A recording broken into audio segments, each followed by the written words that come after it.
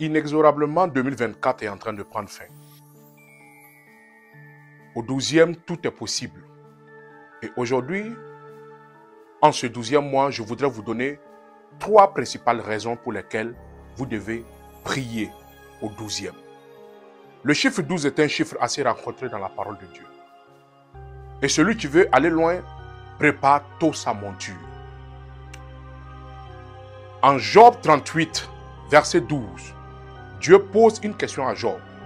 Depuis que tu existes, as-tu déjà commandé au matin? As-tu déjà montré à l'aurore sa place? Afin qu'elle saisisse les extrémités de la terre et que les méchants en soient secoués. Pour vous qui m'écoutez, c'est en ce 12e mois que vous préparerez le nouvel an. C'est en ce 12e mois que vous placerez toute chose à sa place. Et lorsque vous priez au 12e, vous installez votre assise. Vous mettez en place tout le nécessaire afin de réussir le nouvel an. Bien-aimés, n'attendez pas d'entrer dans le nouvel an avant de programmer le nouvel an. Commencez par programmer le nouvel an au 12e. Et ne laissez personne programmer l'année avant vous, car vous avez reçu l'autorité pour programmer l'année. Décidez de ce que votre année sera dès le 12e. Première raison. La deuxième raison pour laquelle vous devez prier au 12e, c'est qu'au 12e, Dieu accomplit de grandes choses. Et quand nous regardons dans la parole de Dieu, dans le livre de Marc chapitre 5, verset 25, la parole de Dieu dit que une femme était en souffrance et cette femme souffrait d'une perte de sang depuis 12 ans. Bien aimé, le fameux 12 revient ici. Et quand elle a rencontré Jésus, elle a touché son vêtement et sa peine a pris fin. Au 12e, Dieu vient pour ôter la peine. Parce qu'à partir du 12e, il y a une nouvelle année qui doit commencer. Il y a un nouveau cycle qui doit commencer. Dans ce même passage, la Bible dit que Jésus va continuer son chemin et va se retrouver dans un autre lieu chez la fille de Jairus. Et la fille de Jairus était malade au point de mourir. Et elle aussi, elle avait 12 ans. Bien aimé, lorsque vous remarquez dans ce passage, le chiffre 12 apparaît à 2 reprises. Et la fille de Jairus aussi a été ressuscitée.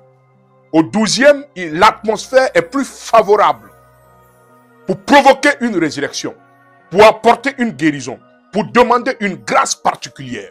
C'est pourquoi vous devez prier au 12e. Et pour terminer, dans le livre d'Esther, au chapitre 9, ne quitte pas parce que je te lis ce passage, chapitre 9, verset 1, il dit, au 12e mois, qui est le mois d'Adar, le 13e jour du mois, jour où devait s'exécuter l'ordre et l'édit du roi, où les ennemis des Juifs avaient espéré dominer sur eux, ce fut le contraire qui arriva et les Juifs dominèrent sur leurs ennemis.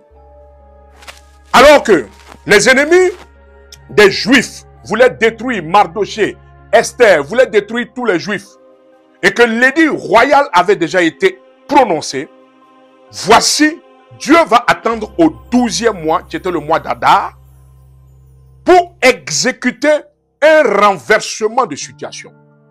Et là, je vais dire à quelqu'un que lorsque tu te mets à prier au 12e, Dieu étend sa main et favorise le renversement de situation.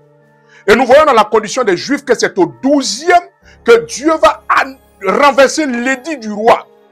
Dieu va renverser la décision de destruction en la faveur des Juifs. Toi qui m'écoutes, si tu te mets à prier en ce 12e mois, je vois quelque chose se passer dans ta vie.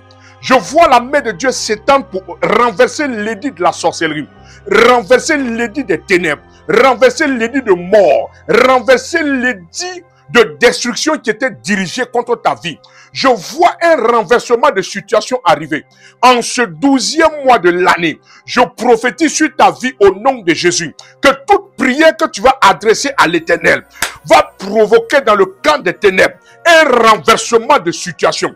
De la même manière que Haman a été pendu à la place de Mardochée, je déclare sur ta vie que si tu te mets à prier dans ce 12e mois, au nom puissant de Jésus-Christ, il y aura aussi un effet semblable. Reçois cette grâce au 12e.